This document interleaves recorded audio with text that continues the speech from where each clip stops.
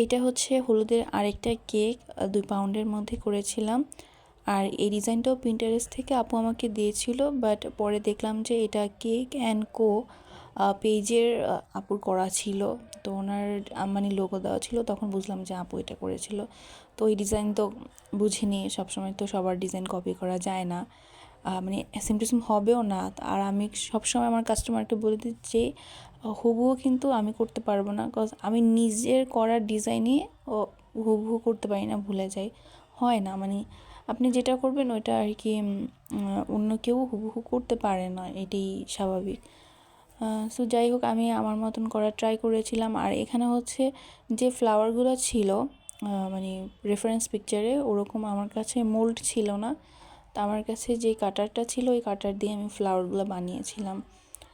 আর এই কেকটা আমার কাছে করার পর অনেক ভালো লাগতেছিল। কেকটা না দেখতে অনেক সুন্দর লাগতেছিল আসলে, মানে কালারফুল একটা হলুদের থিম ছিল।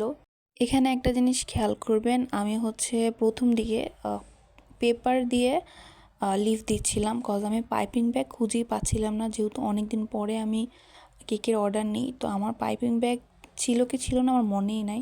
তো যখন হচ্ছে আমি কি জানি একটা লাগবে, ওটার জন্য আমি আমার কেকের একটা আলাদা বক্স আছে, বক্সে যখন খুঁজতেছিলাম তখন দেখলাম যে পাইপিং ব্যাগ অনেকগুলা পড়ে আছে, মানে আমার খেয়ালই নেই আমার যে পাইপিং ব্যাগ আছে।